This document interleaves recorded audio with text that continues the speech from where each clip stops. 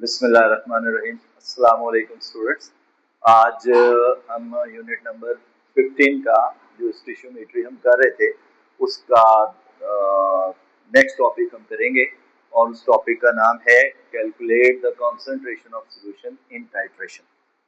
तो अब सबसे पहली बात तो ये है कि हमें ये देखना है कि यहाँ पर है कंसंट्रेशन ऑफ सॉल्यूशन, जो इससे पहले वाले लेक्चर में हमने पढ़ा था कि कंसंट्रेशन ऑफ सॉल्यूशन कैसे फाइंड की जाती है। कंसंट्रेशन का मतलब क्या है? Amount of solute that dissolve in a solvent और अ सॉल्यूशन। और फॉर्मूला हमने पढ़ा था कि concentration of solution is equal to mass of a solute in grams divided by volume of solution in decimeter cube, या concentration of a solution is equals to number of moles of solute divided by the volume of solution in decimeter cube। तो इसके unit हमने ये देखे थे कि ये ग्राम पर डेसीमीटर क्यूब भी हो सकते हैं अगर हम मैस ओवर वॉल्यूम की बात कर रहे हैं, और इसके यूनिट जो है वो मोल पर डेसीमीटर क्यूब भी हो सकते हैं। अब हमारे पास वही कंसंट्रेशन की बात हो रही है, calculate the concentration of solution in a titration. अब आपको पहली चीज तो ये कि ये समझना पड़ेगा कि ये टाइट्रेशन हम किसको कहते हैं। इसके लिए मैंने यहाँ पर लिख दिया है कि titration when acid and base react to calculate the unknown concentration of acid और अ बेस। यानी जब एसिड और बेस रिएक्ट करेंगे तो एसिड और बेस के रिएक्ट करने को आप टाइट्रेशन कहते हैं, और उसमें एसिड या बेस दोनों में की एक की कंसंट्रेशन आपको नोन होगी तो दूसरे की आपने फाइंड करनी होगी।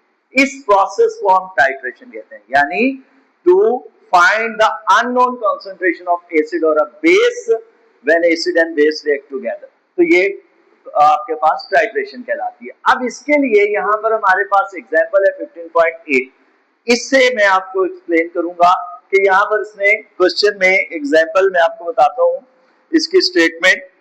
हमारे पास a titration is performed between the NaOH and HCl। जैसे मैंने यहाँ पे लिखा NaOH sodium hydroxide and HCl hydrochloric acid के दरमियान हो रही है till the end point is reached। जब एसिड और बेस रिएक्ट करते हैं तो एक एंड पॉइंट भी आता है टाइट्रेशन के प्रोसेस में, is reached 15 centimetre cube of solution of sodium hydroxide. यानी सोडियम हाइड्रोक्साइड का जो वॉल्यूम है उसके हमें गिवन है 15 सेंटीमीटर क्यूब। अब आपको पता है कि फार्मूला में हमने पढ़ा है कि volume must be in decimetre cube, तो सेंटीमीटर क्यूब को आप डेसीमीटर क्यूब में कैसे चेंज करते हैं? सेंटीमीटर क्यूब को डेसीमीटर क्यूब में चेंज करने के लिए डिवाइडेड बाय 1000 करते हैं, तो 0.015 डेसीमीटर क्यूब। ये मस्ट है डेसीमीटर क्यूब में करना। इसी तरह से of sodium hydroxide having a molar concentration, sodium hydroxide की मोलर कंसंट्रेशन भी आपको गिवन है NaOH की, दैट इज 0.5 मोल पर डेसीमीटर क्यूब।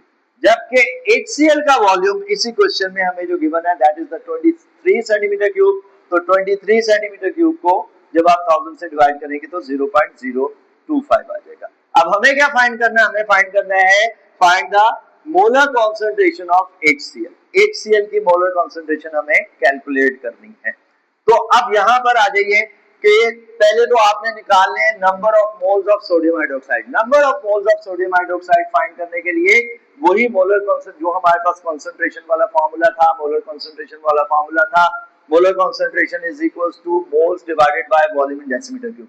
तो हमें चूंकि मोल्स फाइंड करने हैं तो molar concentration multiply by volume, molar concentration given है दैट इज 0.5 मल्टीप्लाई बाय 0.015, तो ये 0.0075 आपके पास नंबर ऑफ मोल्स आ गए किसके? सोडियम हाइड्रोक्साइड के।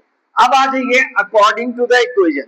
इस इक्वेशन में NaOH और HCl में, इसमें NaOH के मोल्स कितने? 1।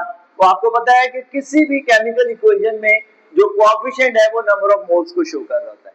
NaOH पे जहां पे कुछ नहीं लिखा हुआ उसका मतलब होता है 1, तो इसके 1 मोल है। इसी तरह HCl का ये भी 1। तो बैलेंस केमिकल इक्वेशन के अंदर NaOH के मोल्स कितने? 1 और HCl के मोल कितने? 1। तो यहाँ पे मैंने लिखा कि 1 mole of NaOH react with HCl मोल कितने मोल्स के साथ रिएक्ट कर रहा है? 1 मोल के साथ। अगर हमारे पास NaOH के मोल 0.0075 है तो HCl के मोल कितने आ गए? 0.0075।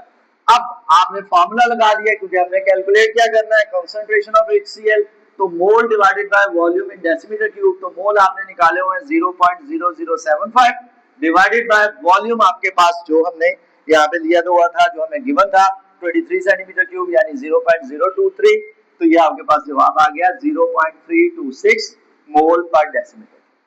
तो ये है तरीका जनाब हमारे पास टाइट्रेशन प्रोसेस में आपने एसिड या बेस की कंसंट्रेशन कैसे कैलकुलेट करनी है।